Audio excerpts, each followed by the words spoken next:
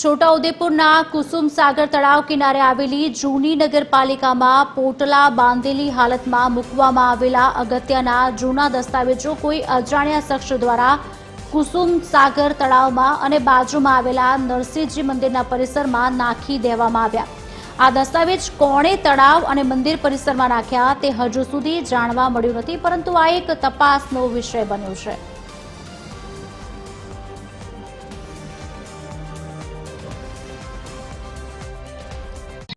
હવે આ એક રહસ્ય કહીએ કે એને ચમત્કાર કહીએ કે શું કહીએ એ સમજમાં નથી આવતું. જ્યારે આ એક જવાબદાર નગરપાલિકા એને કેટલી સાચવણી હોવી જોઈએ, બધા દસ્તાવેજોની ને એની કાલ ઉઠીને કોઈ માંગે, કોઈ તપાસ થાય તો તેના પુરાવા કેવી રીતે નગરપાલિકા આપશે તે એક સવાલ છે. કેટલીક ફાઇલોમાં ભ્રષ્ટાચાર થયો હશે કે એને સગે વગે કરવા માટે આ કોણે નાખી છે, કેમ નાખી છે, એના માટે જવાબદાર કોણ, એ પણ એક પ્રશ્ન ઉભો થાય છે.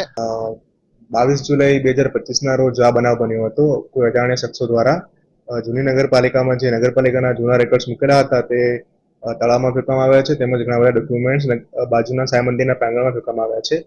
આ ઘટનાની જાણ થતાં નગરપાલિકાની ટીમ દ્વારા તાત્કાલિક પંચકેસ કરવામાં આવ્યો છે, તેમજ ગતરોજ ટેક્સ વિભાગના ક્લાર્કને પોલીસ ફરિયાદ કરવા માટે અધિકૃત કરવામાં પણ આવ્યા છે અને જે પણ ડોક્યુમેન્ટ્સ છે તેમને કલેક્ટ કરી અને નવી નગરપાલિકામાં શિફ્ટ કરવામાં આવશે. હાલમાં નગરપાલિકા કચેરીનું નવું બિલ્ડિંગ બની જતા સંપૂર્ણ કચેરીનો વહીવટ નવા બિલ્ડિંગમાં કરવામાં આવી રહ્યો છે. ત્યારે જૂની બિલ્ડિંગ ધૂળ ખાઈ રહી છે અને જર્જરિત હાલતમાં છે. જે જૂની બિલ્ડિંગમાં જૂનો સામાન અને દસ્તાવેજ રેકોર્ડ કચેરીમાં પડી રહ્યો હતો. આ દસ્તાવેજ તળાવમાં તણાતા જોવા મળ્યા છે, જે અંગે અનેક શંકાઓ કુશંકાઓ ઉઠી છે અને નગરમાં ચર્ચાએ જોર પકડ્યું છે કે કોઈ વ્યક્તિએ ઇરાદાપૂર્વક આ કૃત્યુ કરાવ્યું હોઈ શકે.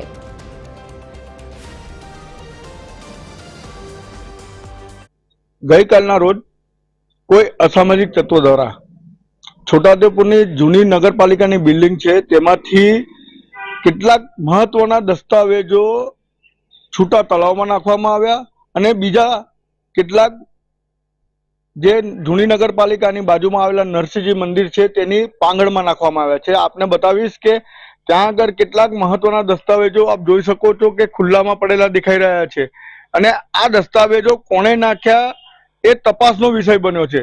તો કોઈકને પોતાના જે જૂના દસ્તાવેજની જરૂર પડશે નગરના લોકોને, તો એ દસ્તાવેજ નગરપાલિકા કેવી રીતે પૂરી પાડશે એ તપાસનો વિષય બન્યો છે અને નગરપાલિકાએ જૂના દસ્તાવેજોને વ્યવસ્થિત જગ્યાએ મૂકી સંગ્રહ કરવો જરૂરી બન્યો છે, જેનાથી કોઈ નાગરિકને જરૂર પડે તો એ દસ્તાવેજ એને સમયસર મળી શકે.